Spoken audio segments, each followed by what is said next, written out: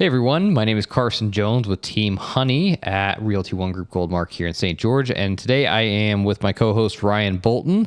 He is a local mortgage expert here in St. George, Utah, and covering the whole state of Utah, especially the southern portion here. So today we're going to talk about 2023. Our last video, we talked about 2022, kind of what happened. And as we give maybe some projections of what could happen to the real estate market in 2023, just know that these are opinions that really nobody knows the actual answers to, right? So we're going to give our best educated guess off of what we've seen in the industry and what we think could be happening here over these next 6 to 12 months. But again, take everything we say with a grain of salt and let us know maybe what you think. I mean, leave us a comment of what you think we're right or wrong about on this. So. You know, I always say if I knew exactly what was going to happen, I wouldn't be sitting here. I'd be sitting on Wall Street. But what we try to do as professionals is try to do the best job we can for our clients to anticipate, see the data, try to stay ahead of curves. And that's what everybody's trying to do in the market, is trying to stay ahead of those curves. Yeah. So the biggest talking subject is going to be interest rates. And that's one of those things where it's maybe one of the easier things to actually project, because sometimes you can actually see it coming a few weeks out before something goes way up or way down. Now, with that said, sometimes we say, oh, the feds are going to raise rates and this is going to happen. And then the opposite happens. So you still have to be careful even with that. But what have you seen so far in terms of what the discussion has been going for these next few months even of where interest rates might be, and also where are we right now? I mean, essentially right at the beginning of the year. Yeah. And what projections have you seen recently? So we saw interest rates obviously go up a lot last year because they were baking in what the Fed was going to do. So the Fed was going to raise interest rate. They forecasted, they told everybody, we plan on raising the rate every single time we meet next year, up to even a half point every single time. And so a lot of the market was building that in. So the last two times the Fed changed the interest rate, the market barely reacted because it was already built in. Yeah. So you're starting to see that there was kind of an overreaction to make sure they stayed ahead of that curve. Yeah. Then you start seeing kind of a leveling off. Then you're trying to say, okay, maybe that's enough. The Fed might change their tone a little bit and not raise rates. But they kept saying, nope, we're going to keep raising them. We're going to plan on keep raising them. Yeah. Now, the Fed rate doesn't affect directly mortgage rates, but it does affect the ability to loan. It gives an overall idea of what the market's doing, the economy. It's just one other index the economists are going to look at to try to see where rates should be and what the cost of money is going to be, that kind of thing. So we did hit our peak, the highest rate we've seen in a long time, about October or so, somewhere in October. Yeah, right at the end of October. So now that they've come down a little bit, that's helped everybody feel like, okay, we're now a better time because this is probably where rates are going to level off. Yeah. So you have the indexes, you have the bonds at a certain yield difference. When that gap closes, it's always trying to have a certain range of that number. We saw too big of a gap. Rates were here where the indexes were still here because they were moving up and this was trying to stay ahead of that. Right. Now the gap is where it should be. So what that tells me is that means rates should stabilize for at least the first quarter of the year. Okay. Now, wars are still going on, supply chain issues, the numbers for Christmas and the spending season will indicate what's going to happen kind of after that. But I really feel rates are, if any, I don't see a lot of pressure to move them down. There's a lot of people talking about rates actually going down more. I don't see that in the yield curves. I don't see that in the numbers, but I don't see them going up. They're not ahead of them so much where rates are trying to catch up, so to speak. So I really think that rates will be what really is a normal rate for a mortgage for the last 40 years is that number. So I think we're going to see rates stay pretty stable the first quarter. Now, have you seen many people telling you that we're suddenly going to see another big spike, whether it's up or down, or is it? So you said things are stabilizing. Mm-hmm. Now, stabilizing could mean, I mean, usually you would think stabilizing is going to mean, okay, we're just going to stay where we are for a little bit of time here. Is that what you feel, or do you feel very much that we will still have some sort of either significant up or significant down over this next quarter, maybe? I think the numbers are going to come out. I mean, December's a big spend. November, December is big spending on, Black Friday numbers. I mean, some of those things are still kind of working themselves out. End of the quarter numbers. There's fiscal years that end this time of year. So we're going to see a lot of numbers in January that I think will be better than it predicted, even with the Fed talking about raising rates. So I think that's what I'm saying. I think they're both pushing each other both ways, which makes it stabilize. Yeah. I don't think there's going to be more news in one way or the other that's going to affect rates down. But there's still going to be more pressure, I think, over the year to raise rates slightly. But I don't see any, like we saw this last year, I don't think we're going to see dramatic spikes like we did. Okay. Now, if a war breaks out somewhere else or a nuclear bomb goes off or something happens, that's going to change everything because that's going to be the news of the day. Yeah. It's September 11th type thing, some sort of big news event that happens. But I think a lot of that is stabilizing. Ukraine, they're talking about peace treaties there. Supply chains are starting to get back online.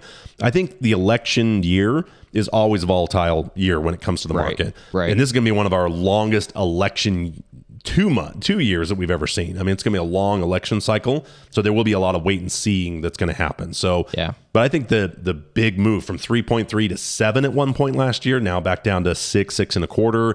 I think that's going to be more the trend for at least the first quarter. Okay. I don't see anything that's really going to move rates down or up that first quarter. Well, and the good thing is we've also been seeing stabilization in terms of the active listings and sold listings like we talked about. I mean, it was a pretty significant spike there from April through August, right? A pretty significant spike just straight up in terms of the amount of active listings and then coming down in terms of the amount of listings sold. So separated, but now we've been seeing things stabilize a little bit, and rates have not been going in this huge spike for a little while now, luckily. I mean, they've still been, they were high, but not jumping a percentage at a time, right? And it's totally relative. I mean, when you go from 3 to 6, that's a big jump. But when you look at the last 40 years, 6% is very normal for a mortgage. Yeah. And I still have people who will tell me, talk to your grandparents, talk to your parents, that they had 10% rates. They had 11% rates. Now, the price of the homes were a lot lower. So there is a factor to consider. They weren't paying $400,000 for a median home price.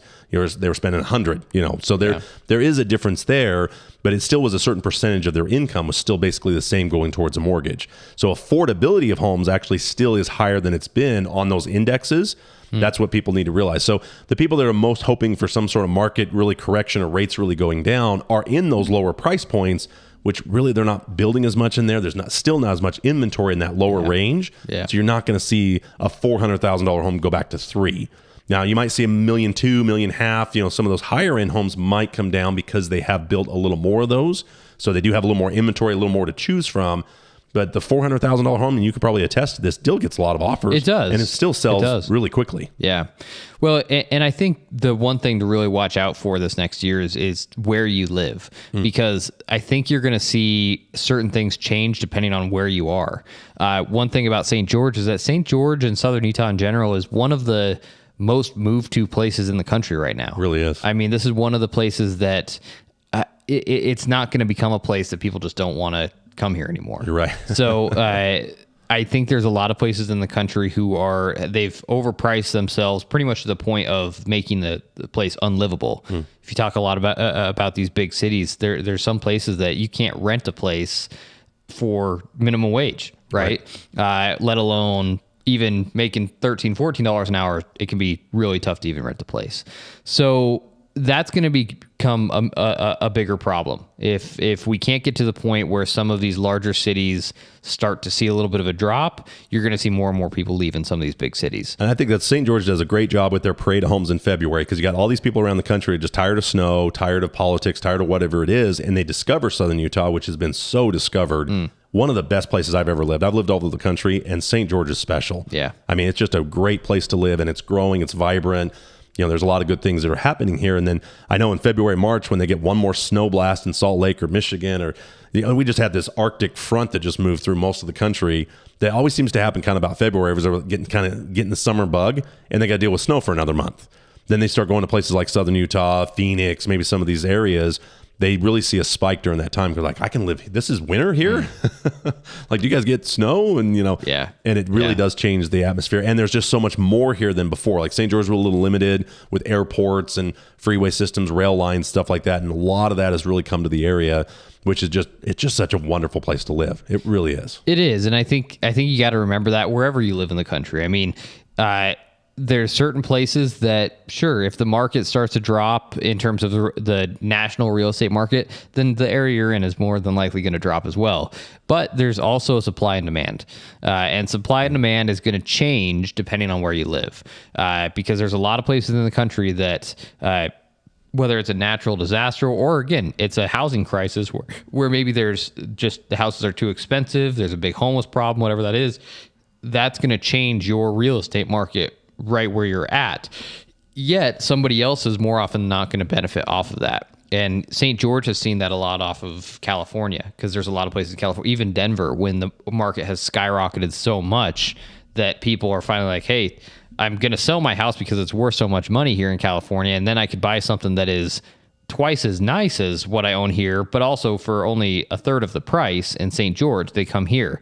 So yeah, it's amazing. When you talk about affordability, it's not as affordable for locals in any market. Yeah. But people coming from other areas, I can get a whole house for $500,000. I couldn't even get a studio for that in some of the places around the country. And the house is not just a cheap little rinkety. It's a nice home. Yeah, really nice homes for that price. And that's what we saw with the pandemic, and pandemic. That's why St. George also got so popular. So much more went to remote work.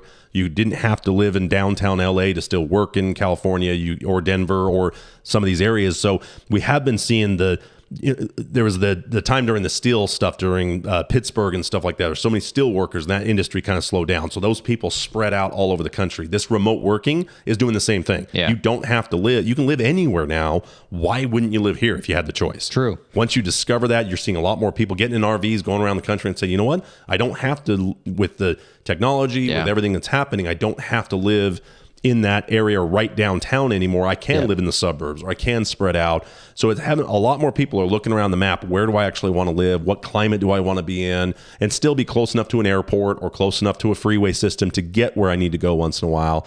That's why I think St. George has really popped on a lot of maps. Well, and they've done a really good job of bringing more technology here for higher internet speeds, because that was one of the issues we had here for a long time is it still felt too small town. You know, there'd be jokes about you even have a movie theater, stuff like that. Yeah. So they've really worked on getting better internet speeds because they know so many more people are working. And I think you probably can attest to this as well. The listings changed. It used to be a 4-bedroom, 3-bath. Well, now it's a 3-bedroom with an office, 3-bedroom with a den, because people needed that office space in their home more than they did even 2 years ago. Especially after COVID, the offices were huge in there. Otherwise, people were just using the guest bedroom as an office. So. Right. But they changed even the way they classified it. You know, they changed it from 4-bed to 3 in a den or 3 in an office. Yeah. Where before it was better to call it 4-bedroom because people were looking for that, or 3 and 2 or whatever the numbers are. But you saw that change because people were more, hey, I need an office because now I'm going to be working from that home more so because now I can work remote. Well, and the key word is recession, right? I mean, recession is something that a lot of times people don't want to admit, oh, we're not in a recession, but very much so, everything points towards a recession right now. Mm-hmm. And the thing people do when you get into a recession is they save money. They're a little bit more careful of their money. Maybe if they can't save it up, they're at least being careful of what they spend it on. So you might see sometimes a little bit less travel at times when stuff like this happens, but more than that, people also look at their current situation, and they look at their current situation and say, hey, it's going to be really tough for me to make it for the next months or years in my current situation because my mortgage is this amount. Well, maybe if I move to this place, I can get maybe even a better house for a way cheaper mortgage, especially if it's something where maybe they're working online, working from home. They can still move somewhere else while maintaining that job. Mm-hmm. And I think you're going to see more and more of that through a recession is people deciding, hey, I can do everything I'm doing here in a much cheaper place. Mm. And I think you'll see places like a St. George start growing just off of that. And once again, I know you're never going to see a city like LA or San Francisco just get to the point with, okay, nobody's living here anymore. It's gone. It's just a ghost city. That's not going to happen. But the amount of people who leave it's continuously going up. That number hasn't dropped in quite a few years now. And St. George hasn't gone down. We have not had a single year where we've lost or even kept the same number. It's grown every year now for years. And of course, there's going to be reasons why people move there. You know, there's a lot of people who their dream has always been to live in the Bay Area, and they'll move to the Bay Area, and then sometimes they're there for life. Other times they're only there for a year or two. So this is way too expensive. I'm out of here. So it's going to be a lot more volatile markets in places like that, especially as you start seeing more of the masses starting to move to a little bit cheaper area within a recession, because you get to these recessions and people are going to start looking at their bills, looking at their finances and say, okay, where can I make my cash flow a little bit better? And this is something I have to reiterate. A housing or a recession does not lead to a housing crash. Yeah. If you look at the last 5 major recessions, we have little spikes everywhere, and what classifies a recession changes. We're changing the definition of everything and anything these days, but the last 5 major recessions, only one time home prices went down, and that was the reason for the recession, is because the housing market, what they were doing, kind of manipulating rates and programs, and everybody was getting loans and that type of thing. So if you take out that reason for the recession, there wouldn't have been one. And it's the only one that led to a housing crash, if you will. Yeah. And it rebounded 3 years later. In some markets, it was even faster than that. Right. And that was the worst housing correction we'd ever seen.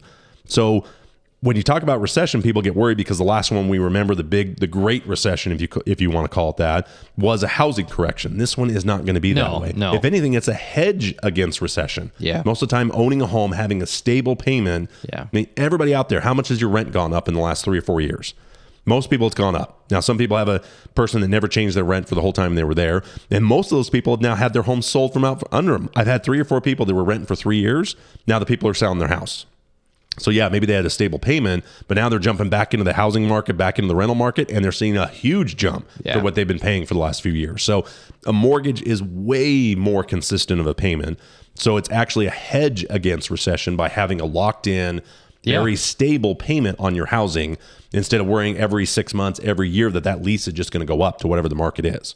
And always the risk of losing the lease at this point or having the seller just want to sell, take the equity and do something else with it. So, and we also have an aging population that do have homes that pass away or need to get to that money. So you're starting to see a lot of big hedge funds and groups buying up real estate, knowing it's such a good investment. So just because you hear a recession, don't think that means, I can't buy a house during a recession. It's going to go down in value. Even if it does, which I don't think it will, it will still rebound. It will still stabilize. And more importantly, your payment is so much more consistent than renting. Right. Well, let us know what you think. Let us know what you think is going to happen over this next year, because I don't think anybody has a crystal ball to tell you exactly what's going to happen. There's been a lot of opinions that said even by the end of 2022, we were going to be back to a point where interest rates were going to be 5 or less. But clearly people just don't have a crystal ball on what's happening right now. Weird things are happening with many governments around the world and even around the country. There's a lot of different states who are going to be doing things to counter some of these possible recession flaws. So I think so much of that's baked in. I think it's going to be a better year. I really do. I think we'll have more homes sold this year than last year. I really believe that. I wouldn't be surprised. And make sure to watch our last video of what happened exactly in 2022. And then in this one, let us know what you think is going to happen this coming year of 2023. Great. Thanks, Happy everybody. New Year, everyone. Have a great 2023. See you next time.